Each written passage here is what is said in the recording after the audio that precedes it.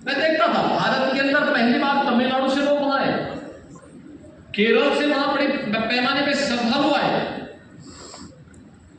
और अभी आपने देखा होगा वेस्ट बंगाल में यूपी 25 करोड़ की आबादी, 25 करोड़ की आबादी में होली सकुशल संपन्न हुआ, लेकिन वेस्ट बंगाल में कई जगह उपद्रव हुए होली के दिन।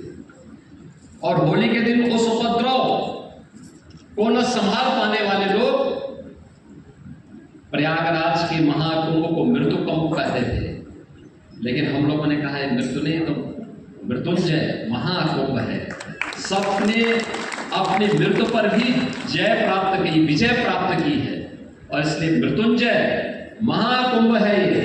इस कुंभ ने साबित किया है वेस्ट बंगाल से प्रतिदिन 45 दिनों के आयोजन में 50,000 से लेकर के 1 लाख श्रद्धालु प्रतिदिन इस आयोजन का हिस्सा बना था, इस आयोजन का हिस्सा बना था। यानी इतने बड़े पैमाने पर श्रद्धालु वहां से आ रहे थे, क्या उत्तर, क्या दक्षिण, क्या पूर्व, क्या पश्चिम, और दुनिया के अंदर भी 100 से अधिक देशों ने इस कार्यक्रम में भागीदारी की। 74 देशों के तो एम्बेसडर और हाई कमिश्नर इस आयोजन का हिस्सा बने थे। 12 देशों के राष्ट्राध्यक्ष या फिर वहां सरकार के मंत्री इस आयोजन का हिस्सा बने थे। अन्य देशों से श्रद्धालु आए थे।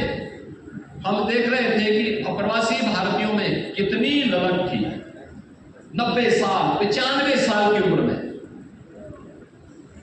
उनकी इच्छा सब एक बार संगम तक हम पहुंच जाए।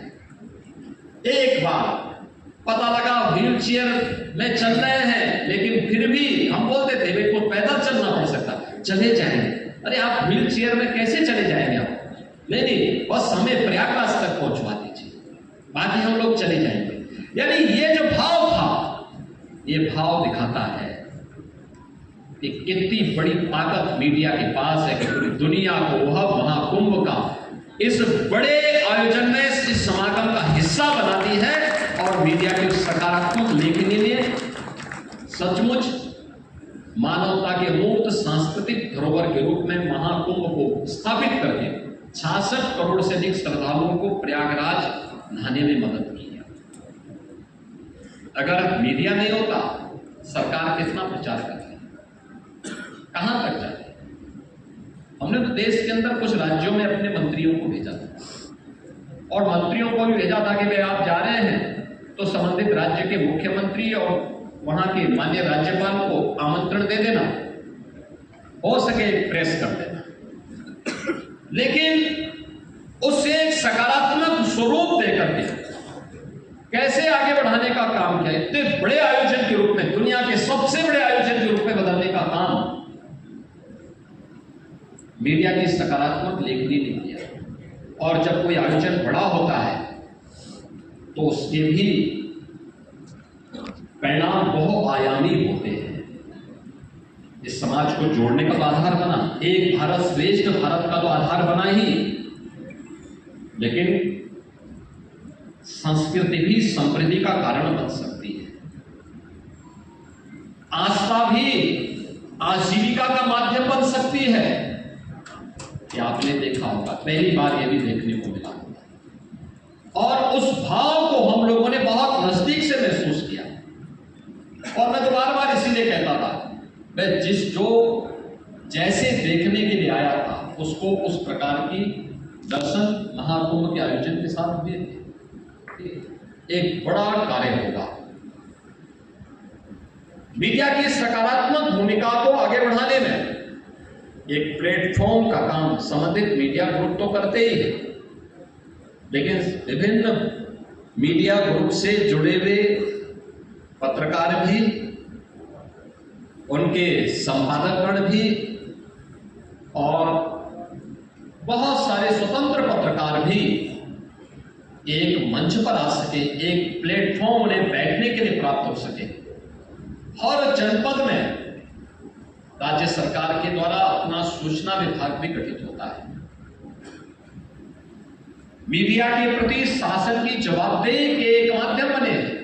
ये केवल सरकार का प्रचार करेंगे इसलिए नहीं, बल्कि समाज के प्रति मीडिया की भूमिका को और प्रभावी ढंग से आगे बढ़ाने में इसकी भूमिका को प्रभावी ढंग से आगे बढ़ाने में सरकार भी कुछ योगदान दे सके, इस दृष्टि किया गया है। मुझे प्रसन्नता है कि गोरखपुर में प्रेस क्लब का अपना एक अत्याधुनिक भवन भी बनकर के तैयार है और उस भवन का बेहतर उपयोग हो।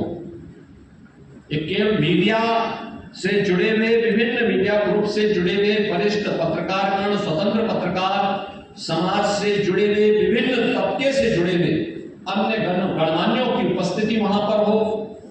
समय समय पर हम लोग उस प्लेटफॉर्म का उपयोग जन चेतना को जागरूक करने में कर सके। आवश्यकता पड़ती है तो वहां पर हमें कभी कभी राज्य शासन से जुड़े हुए वरिष्ठ नौकरशाहों को भी किसी एक स्पेसिफिक विषय को लेकर के यानी राज्य शासन से जुड़े हुए मंत्रियों को भी, केंद्रीय सरकार से जुड़े हुए मंत्रियों को भी, केंद्र शासन से जुड़े हुए विभिन्न मंत्रालयों से जुड़े हुए सचिवों को भी, विभिन्न देशों के जो राजदूतावास हैं उनके अधिकारियों को भी इसमें आमंत्रित करके एक डिबेट को, एक चर्चा परिचर्चा, रीजनल हो सकता है, नेशनल हो सकती है, इंटरनेशनल हो सकती है, उन्हें अवलोकन करता, अपनी रुचि के अनुसार उसे देख करके फिर वह अपनी दिनचर्या को आगे बढ़ाता है। एक ग्रुप ऐसा भी है जो सोशल मीडिया के प्लेटफॉर्म पे देखता है कहां पे कौन सी गतिविधियां हैं, उन्हीं के माध्यम से फिर वो अपने कार्यक्रमों को आगे बढ़ा देता है। और एक ग्रुप है जो सारे कार्यों से फुर्सत पाने के बाद आराम के साथ डिजिटल मीडिया में देखता है कहां पे कौन सी सक्सेस स्टोरी है, कहां पे कौन सी चीजें हैं। अब आप बताइए, चारों ग्रुप हैं, हम लोग जिस प्रकार का मसाला परोसेंगे, जिस प्रकार की व्यवस्था हम उनके सामने प्रस्तुत करेंगे, उसकी मानसिकता उसी के रूप अनुरूप आगे बढ़ती भी जाएगी। और इस विषय में आपको बताऊंगा कि इसकी सबसे सक्सेस स्टोरी आपके सामने हो सकती है अभी महाकुंभ प्रयागराज की। आप में मुझे लगता है कि ज्यादातर लोग कुंभ के आयोजन के साथ पहले भी जुड़े रहे होंगे और पहले भी जुड़े रहे होंगे। आपने देखा होगा इतने बड़े रूप में लोग उस आयोजन का हिस्सा नहीं बन पाते थे, क्योंकि मीडिया उसको उतना महत्व नहीं दे पाते थे।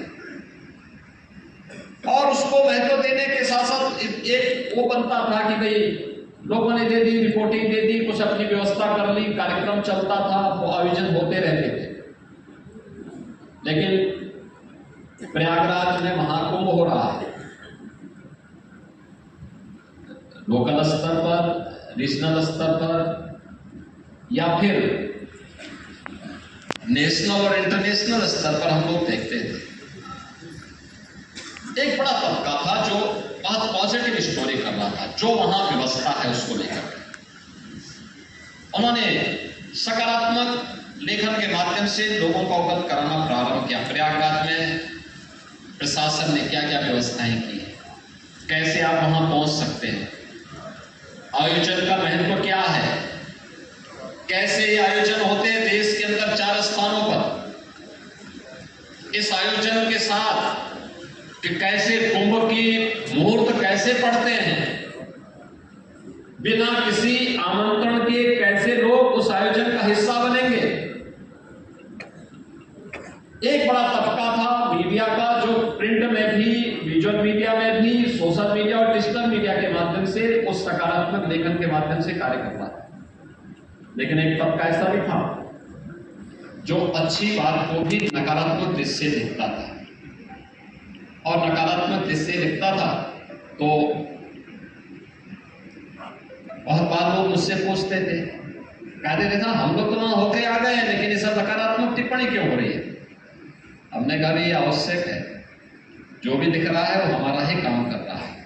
लोग कहते थे क्यों, हम तो देखे वहां पे दिक्कतें हमने कहा भी देखो ये आपकी दृष्टि हो सकती है, अब जिसको अच्छी चीज भी अच्छा नहीं दिखाई देता तो उसके लिए आप क्या कर सकते हैं, उसको लिखने दो ना, वो हमारा ही काम कर रहा। उसने कहा ऐसे कैसे आप कह सकते?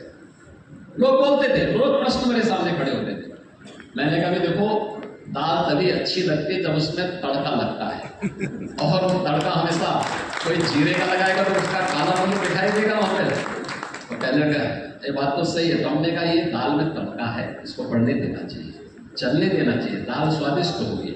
आयोजन तभी है जब एक तरफा चलेगा तो फिर उसमें उसका मजा समाप्त हो जाएगा, आयोजन का मजा समाप्त होगा। ये कुछ ना कुछ नेगेटिव टिप्पणी भी दिखनी चाहिए, लोगों को लगना चाहिए कि इनकी दृष्टि नकारात्मक है, इनको हमेशा नकारात्मक ही दिखाई देगा, लेकिन उसमें लोग अपने आप ही अच्छाई खोज लेंगे।